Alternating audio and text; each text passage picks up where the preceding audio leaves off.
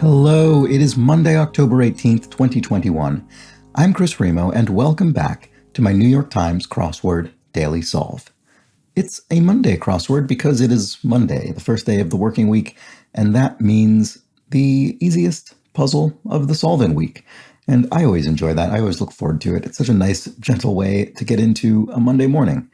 And this is actually quite an interesting looking puzzle. I haven't really examined the grid, but glancing at it, we have what I think are referred to as bars, these thicker cell walls, and some shaded squares. Anyway, we'll get into that in a moment. But first, I need to discuss some of the ways in which I was not very sharp in yesterday's crossword. And in particular, if you saw yesterday's crossword, the Sunday crossword, you saw how long it took me to get the name Daniel, which was clued a name that means God is my judge.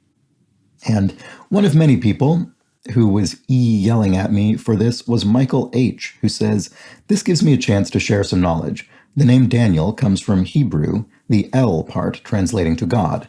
A very common example for such a name would be my name, Michael, which means who is like God. Another example would be Gabriel, an archangel like Michael, meaning God is my strength. When you see a name ending in EL, chances are that it comes from a Hebrew background." And George Adams replies and says, "Good call, I was going to mention that. I already had D, and when I read the clue, I just filled in the remaining letters," which is exactly what I should have done, because I believe I also had the D for quite a long time. And, I mean, just goes to show you a thing I've said so many times, you can't get hung up on one early assumption, because it really will keep you from examining other pathways in your brain. And I got so hung up on the idea that the God present in this name would be from the Latin root, Dei, it threw me off for most of the puzzle, and it was very ridiculous. And I am sympathetic to everyone who was frustrated watching me flail there. Okay, Laura Sexton writes in to say, "I believe what I said as Roget, as in Roget's thesaurus. As she points out, it's pronounced in the French manner, Roget. I had no idea. Now I do. Roget's thesaurus." And let's see. Kathy Swope corrects my very incorrect guess about the production date range of Fantasia. I had guessed 50s or 60s, and as soon as the puzzle was over, I realized that was grossly incorrect. As Kathy says, Fantasia was released in 1940, amazingly ahead of its time. It became very popular in the 1960s as a movie to go to while high. Was there a subtle tie-in with the on edibles clue? Very possibly. Yes, I did know that, and I was aware of how ahead of its time it was, and it was something that I think Walt Disney himself, it was sort of a passion project for him, and people were very skeptical of it for, I suppose, understandable reasons. It's a feature-length film full of classical music and no storyline, and it's relatively abstract, so no surprise. And I don't know that it was a huge hit upon release, but it's certainly gone on to be a pretty iconic film for good reason. And finally, Rick DiNatale asks, "Have you ever filled out the puzzle in a video and gotten the dreaded, 'It's filled out, but something is wrong'? I ended up tabbing through all the clues and finding a misspelling or two. Today this was particularly baffling, and I finally realized that the moose had gotten my goose, making me Goonie instead of Mooney. That crucial square was exactly where you ended on this puzzle." Yes, I have gotten that. I think maybe twice before on the series. I think I've had the thing, that the message that he describes that pops up that tells you that something's wrong in the puzzle, even though you filled everything in. I get that less, to be honest, on the video than I do when I'm solving on my own. I don't get it that often anymore on my own, but solving on the video, I'm a little more careful, I have to admit. When I'm solving on my own, sometimes I'll almost be on autopilot and I'll throw stuff in there. And I make many more typos on my own, actually. I mean, I probably make more legitimate mistakes as well, but I certainly make more typos on my own, especially on the phone. I've noticed I make fewer typos solving on the computer with a full-scale keyboard, but on the phone, I will often mistype things with my thumbs, and I won't notice. They'll go completely unnoticed for the entire puzzle and then cause problems later. So yes, I do get that, and I'm certain I've gotten it a couple of times on the series as well. Such are the hazards of solving the New York Times crossword puzzle. Okay, speaking of that, let's solve a New York Times crossword puzzle. Oh, quickly, I will mention the Patreon very briefly. Promise, very briefly. If you head over to patreon.com/dailysolve, you can directly support this channel with a monthly contribution as low as £3 or the equivalent in your local currency, and you get a whole bevy of bonus video solves, including the most recent Boss Words Fall Themeless League competition puzzle, a very tricky puzzle. I would say for me, the most difficult puzzle I've solved on this video series to date, and gave me a lot of trouble, although some people have said they found some value in watching me, I don't know, muscle through that puzzle, I suppose. Anyway, other benefits as well. There's a link to the Patreon campaign in the description underneath the video. All right, that's it. I said I would keep it quick. Let's get on to the puzzle by Freddie Chang.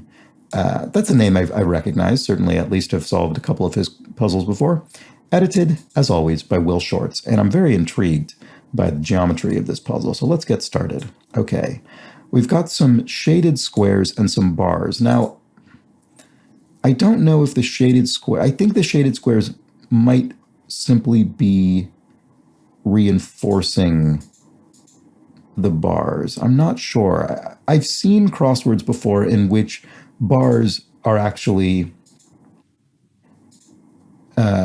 they function like full black cells. So in other words, in row 3 here, this third row, where my cursor is would actually have its own number. So if we go through row 3, you'd have 17, then this cell would be 18, this cell would be 19, this cell would be 20, and this cell would be 21, and they would each have their own clue, and the words wouldn't cross over the black bars.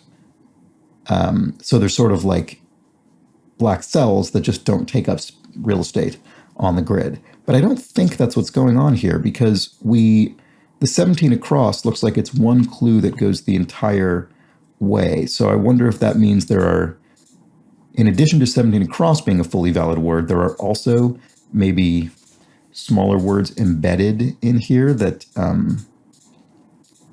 that fit a theme of some kind. It's going to be an interesting, this will be an ambitious crossword. I mean, it might not be ambitious it might not be an ambitious undertaking for us to solve it. It might still be a relatively smooth solve, but I think it will prove to have been an ambitious construction on the part of Freddie Chang. That's my guess, just looking at the geometry.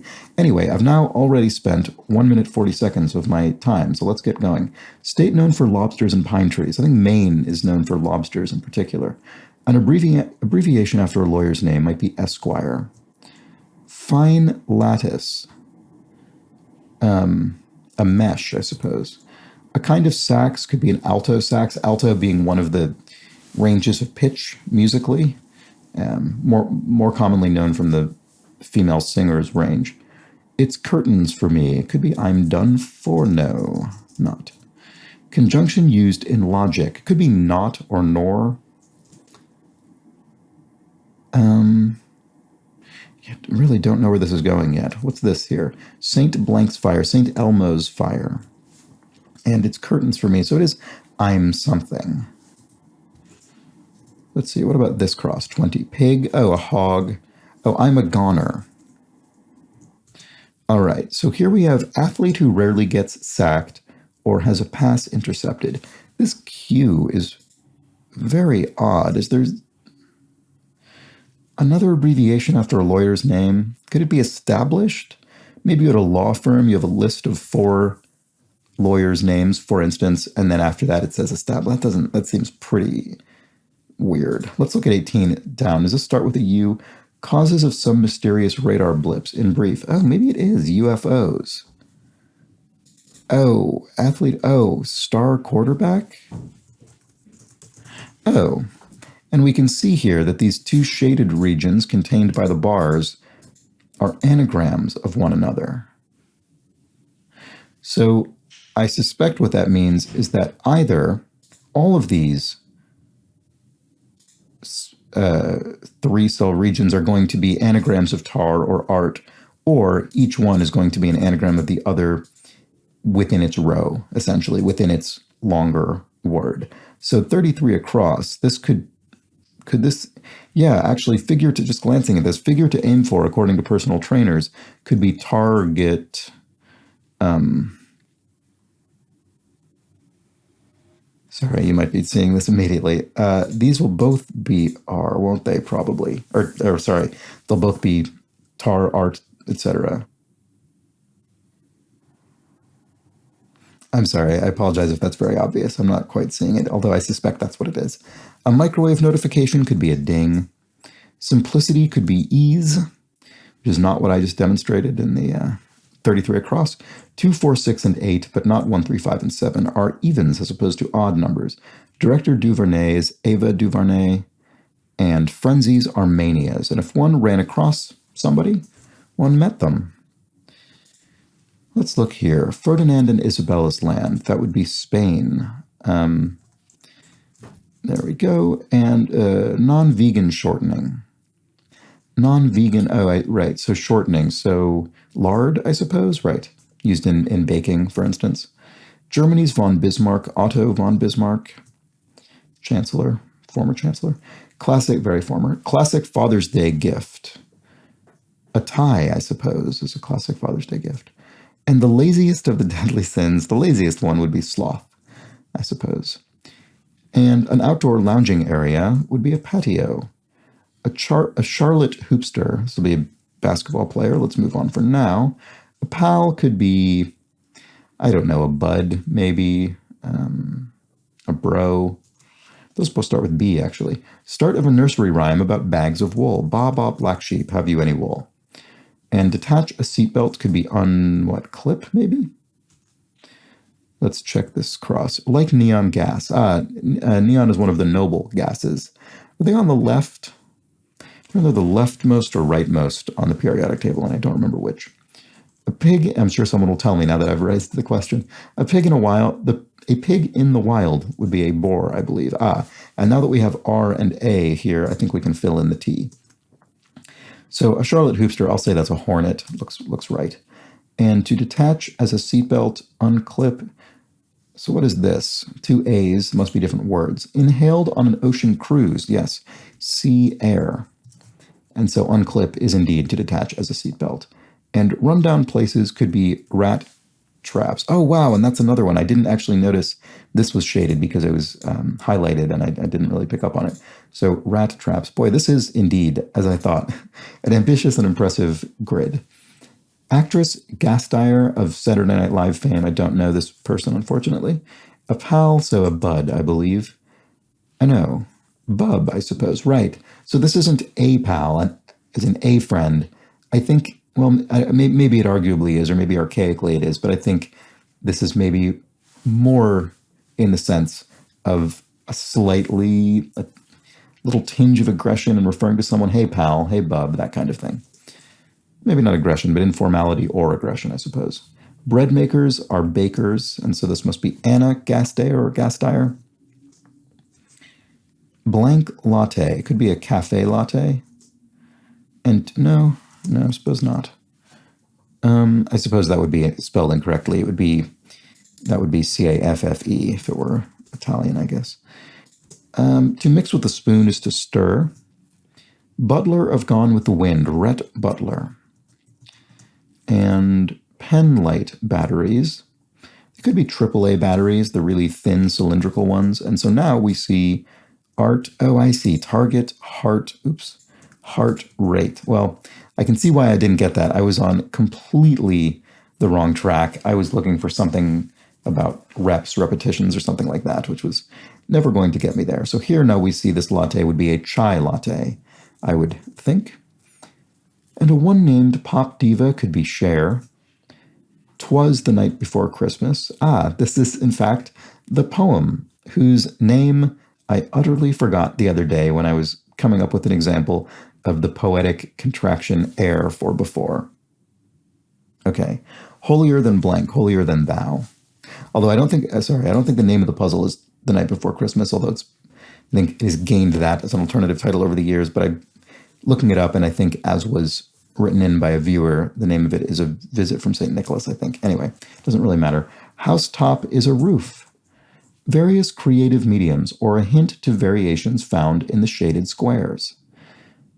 Oh, could this be mixed media or something? No, I guess not. It starts with A.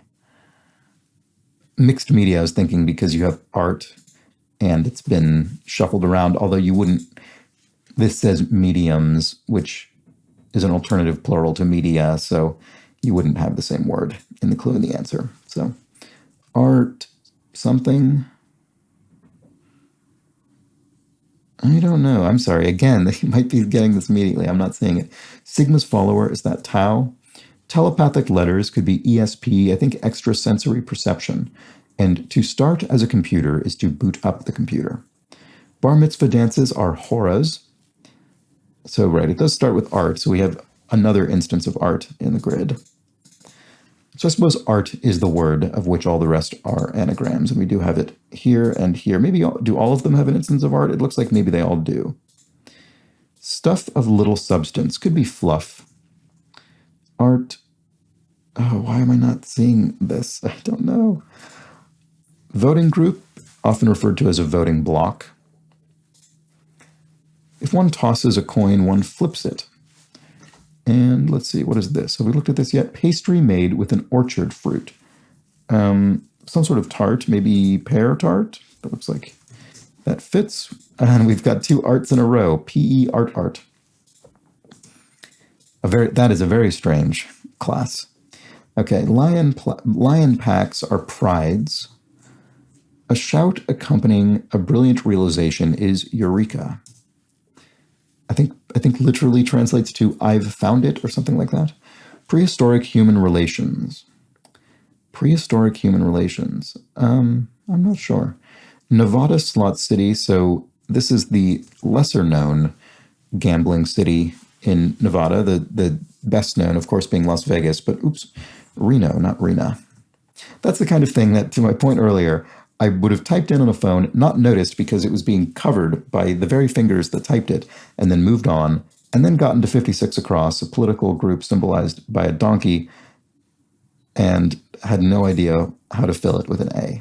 That was exactly what would have happened. And I would have been confused for a long time. Anyway, now that I'm here, this is clearly the Democratic Party. And a woman's name derived from the Greek for peace, Irene, I think. Let's check that with some crosses. Prehistoric human relations. Ape men, maybe? I wonder what that actually literally refers to. And then here we have the San Andreas Fault. This is a major earthquake fault line in the west coast of the United States. And here we have eke out a living and coins of India, rupees. That came up in a puzzle recently and really threw me for a loop. It was the abbreviation NPR. And I thought it was National Public Radio. But in fact, what it was a series of quite a few, maybe 5 or 6 abbreviations that all included an R and referred to different currencies, different national currencies that use the rupee.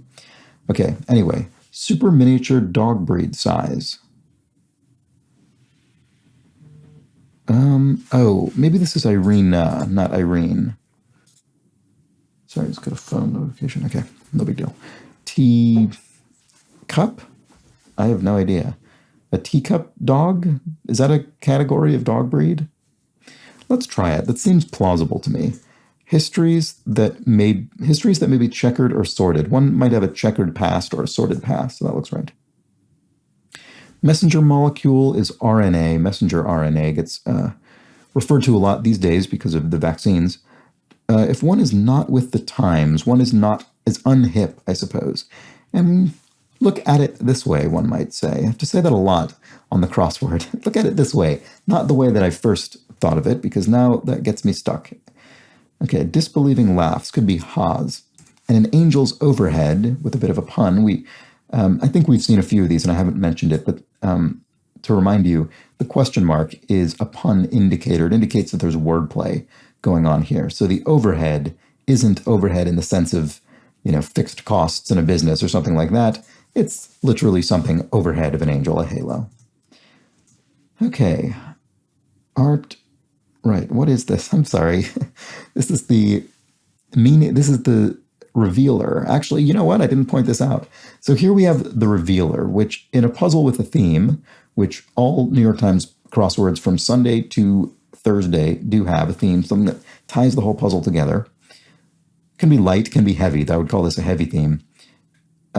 They sometimes, not always, but sometimes have a revealer, a sort of explanatory answer. And there was a viewer of this series named Lyle, who coined Lyle's law, which is that the revealer tends to be found toward the bottom of the grid, over on the right, in the acrosses. And that is, I would say, probably true like at least 80% of the time.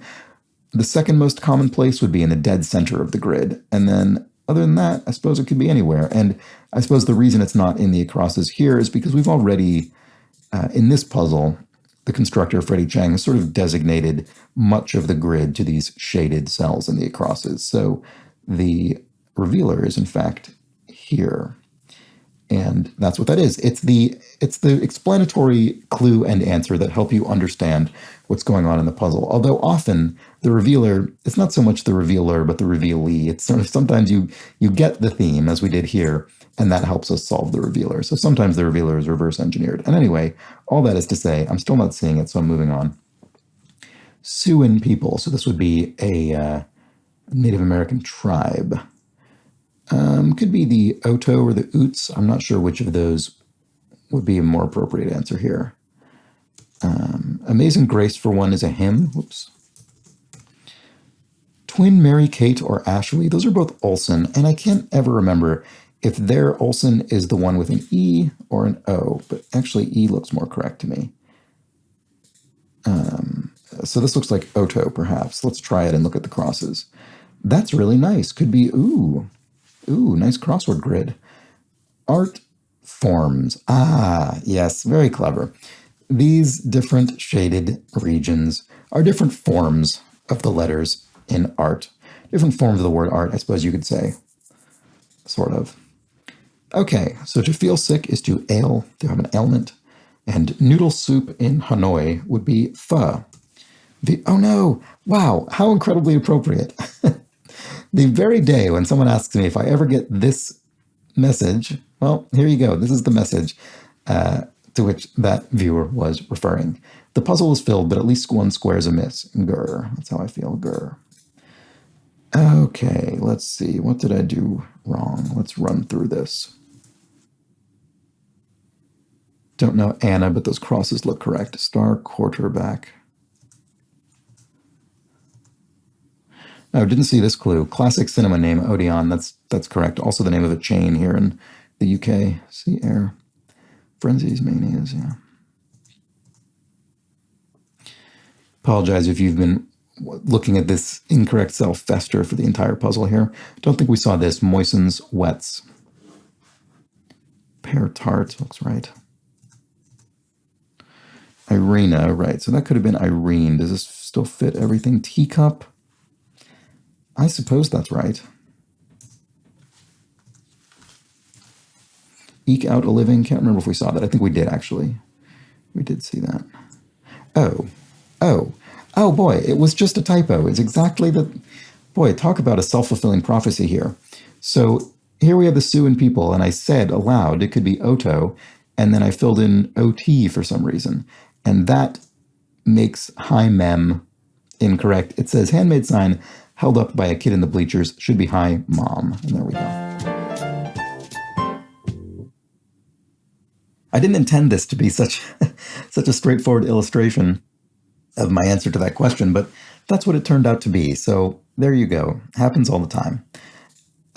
I know that people who participate in crossword solving competitions regularly will often go through and quickly check their grid before submitting, because I believe, and this is actually, so I've had no exposure to competitive crossword solving at all, either watching it, participating in it, anything like that, until a couple weeks ago when I entered this online, pretty low stakes Boss Words Fall Themeless puzzle league. That's the thing that whose solves I've been putting up on the Patreon campaign. That's my first exposure of any sort to competitive crossword solving. And what's interesting is that once you submit, that's it. You've submitted. And if you can submit with incorrect answers and still get points on the board, and you simply lose points for, I think, missing or incorrect cells. And the rules state, at least in that competition, you need at least half of the cells in the grid filled, which is fascinating because what that says to me is when I was really struggling with that puzzle last week, but I still had more than half of the grid filled, I could have just submitted it then. And I suppose if you participate in this sort of competition regularly, perhaps you're doing, I don't know, some kind of cost-benefit analysis and trying to imagine how many points you're going to lose by taking a longer time to solve the puzzle versus how many points you're going to lose for missing cells in the grid. And obviously you'd prefer to have low time and a fully correct grid, but I suppose there is a trade-off there. And I didn't make that trade-off. I just wanted to finish the puzzle, and I can't really ever seeing myself submitting a puzzle I know to be unfilled. But I suppose that's something that comes up in competitive crossword solving. I'm curious if that, at high levels, probably people always solve the puzzle, I would think, but who knows? Anyway, it's all by the by. That was a bit of a long solve time for a Monday for me, but I guess I did talk through the geometry at the beginning quite a bit, and then I had that thing at the end there. But I hope you enjoyed it. I hope you enjoyed this Monday puzzle. It was, as I expected, quite an ambitious grid. It's very impressive. Quite a few relatively long answers for a Monday puzzle, and all of these anagrams fit in there. It's quite impressive. I particularly like pear tart for having 3/4 of the word consist of anagrams, and they're both, well, they're not even anagrams, they're both the word art. Almost all of this word is simply the word art repeated with a couple letters thrown in, and this may or may not have been intentional, but even the remaining letters, PE, are the name of a class. In other words, you could follow up any of the 3 sections of this word with class, PE class, art class. I don't know if that was intentional, but it just struck me after I filled it. Very impressive grid here from Freddie Chang, I think. And I enjoyed it. It was a fun puzzle, and it was one of those nice themes that once you get it, it helps you out a little bit. It helps you fill the rest of the grid because you know that everywhere one of these shaded regions is present, you're going to be putting in the letters ART in some order. So, yes, a fun one. Let me know how you fared. I hope you enjoyed the puzzle, and I hope you enjoyed the video. If you did, please do subscribe to the channel. And consider passing it along to a friend. Why not? You could like the video. That's the thing I never ask people to do. I think like and subscribe or something like that, like and comment or something, I don't know, came up in one of these puzzles the other day. It might have been the Boss Words one. I don't even remember anymore. I'm solving too many crosswords. They're all getting jumbled up in my brain, like the word art is getting jumbled up in this puzzle. If you do particularly enjoy this series, you could help directly contribute to it and make it a sustainable enterprise by backing the Patreon campaign over at patreon.com/dailysolve, which is linked in the description field underneath each video. Over there, you can get bonus solves. You can get special access to the Discord server. As a reminder, we do have a great little crossword constructing community that has been building up in the other crosswords channel on the Discord server. If you do participate in the Discord server, and as a reminder, it is free for anyone to join. You don't need to be a Patreon subscriber. That just gives you additional access.